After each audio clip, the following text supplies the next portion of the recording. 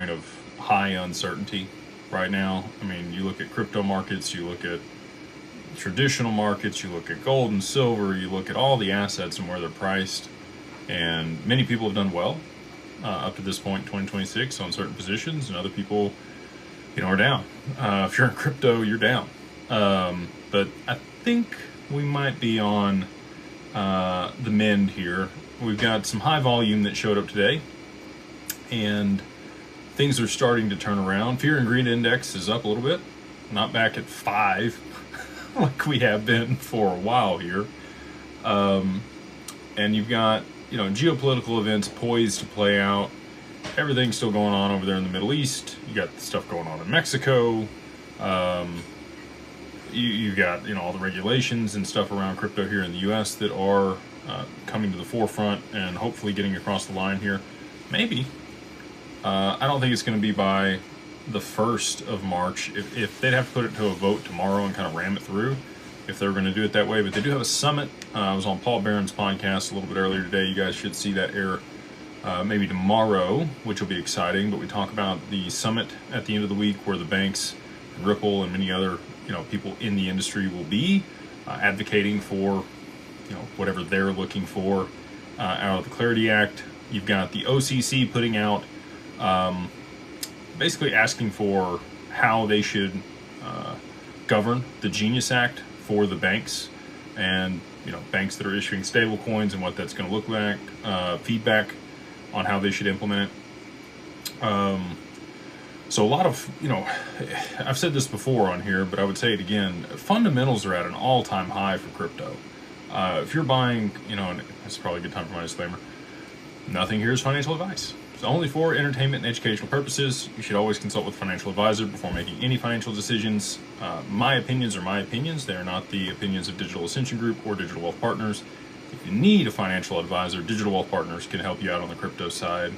Pretty much the only RIA in the U.S. that can advise on crypto legally.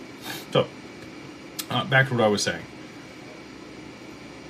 I feel like we're at a point in time, personally, very similar to like after the dot-com boom crashed. You've got fundamentals at an all-time high for this asset class, adoption, things rolling out, companies moving in, regulatory clarity right here on the horizon, and sentiments in the gutter. People are fed up, they're tired, they've been pushed down. We've seen, Jan Street, I don't know if you guys have been following that or not.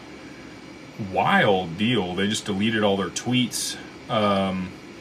They were in trouble last year for some other issues, and now apparently they've been sued by Terra Luna for insider trading or front running, basically on insider knowledge and potentially causing Terra Luna to happen.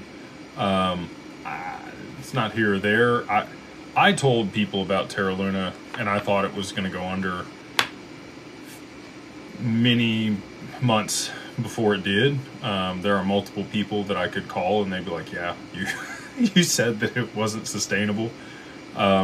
Which anything producing a 20% yield or more, I really need to understand the underlying mechanisms by which they're doing that. There are some people that do private credit that do very well. There's other people that I've seen have that type of return on real estate, if you're buying properties the right way. But at scale with billions of dollars to continue to generate 20%, and they were guaranteeing that on UST, it's really hard to put that much money to work and get that much alpha. As you add more and more capital, the opportunities that you're able to participate in and manage become much more cumbersome. So like as an example for you guys, you could find, multifamily deals in tertiary or secondary markets, kind of a fix and flip, put a pitched roof on it, upgrade things that are going on if they're an older property that was built in the 80s. And you could raise rents, especially if it's highly occupied, Those types of situations, you put $500,000 to $1 million into a property. Thank you, my wonderful wife with the tea. I will get it, thank you. You put that much money in that property, and the equity goes up. You can raise rents, and the majority of those people are going to stick around.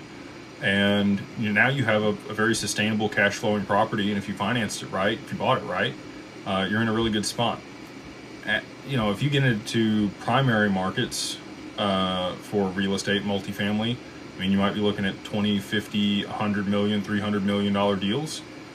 You're really not going to get that type of return on those on an annual basis over the total term, or the 5 years or 6 years that you're going to hold that property, because you want the depreciation off of it to be able to offset the cash flows. That's the way a lot of those funds work, and they'll hold it to term, and they're looking for like a 20% return on the total property at the end of it, and that's assuming that we're going to continue to see real estate values go up. There's a lot of people in the real estate space right now that are telling me that people are having a hard time selling properties at their asking price. They believe it's worth one thing, buyers believe it's worth something else. I think we're about to move into a buyer's market here in real estate, but I'm trailing off here, so I'll bring it back to the point. When you're managing lots of money, it becomes difficult to gain that much alpha, and if you're consistently paying out 20%, you're either doing something really unique and you're not going to tell anybody about it, and you've figured out something in the market to be able to exploit it and do really well, or it's a fugazi. We did have unfortunately another situation come out today. The DOJ has gone after Goliath Fund. A couple people had told me about that, maybe 12 months ago. They had a liquidity pool on USDC that they were paying like 60% returns on annually. Smelt kind of fishy, and sure enough, unfortunately, it looks like they were running a Ponzi with a total of $382 million in that slush fund. Again, not here or there. They're gonna have to go through court. They're gonna do everything that they're gonna do, but the DOJ is probably not gonna bring a case unless they've already got all the information that they need. So keep your head on a swivel out there. If it seems too good to be true, probably is. Our funds have done okay. The ones I can talk about, 5% over the last 9 months will be a year in April this year. If we see some aggressive price moves in the market, could do better than that here in the last quarter. They're market neutral strategies. Sometimes they're down over a quarter. That happens. That happens if stuff's real, right? We've never guaranteed returns. Just like any other investment, it is a opportunity, but it might not pan out in the time frame that you're hoping for, right? And that's why we encourage people to hold, in the funds that we have for a year, multiple years, because over those periods, over longer durations, they have performed exceptionally well in comparison to other opportunities in the market. But when you're looking at short-term time frames, anything can happen. I mean, it's crypto, right? So all that being said, I'm hopeful that we're going to get regulation here.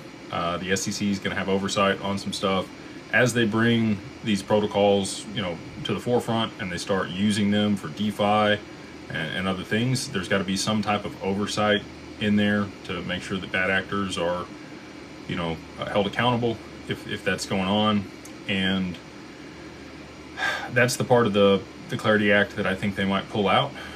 I've talked about this a couple times, but I think they're going to pull out the DeFi provisions and kind of kick the can on that so that we can get clarity across the line here. And we are going to know, where the lanes are for the rules of the road for the SEC and the CFTC on which assets qualify in which one of those categories. So hopefully that happens here in the next 30 days. We got, Patrick Witt calling for that by Easter. And I still think that XRP has a high potential to appreciate prior to that Clarity Act being passed, or right before. The other thing I'll say, which is interesting if you get your tinfoil hat on, is tomorrow is 958 days since we got the ruling on XRP, July 13th of 2023, that XRP in and of itself is not a security. So, there's a lot of 589s out there. There's the 958 tomorrow. We'll see.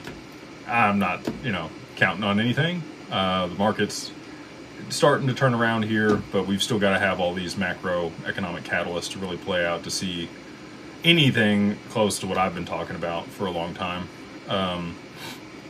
Paul was trying to get me to nail down a price today, and I said, hey, look, my attorneys are pretty fed up with me, making specific price calls at this point. So they've asked me to give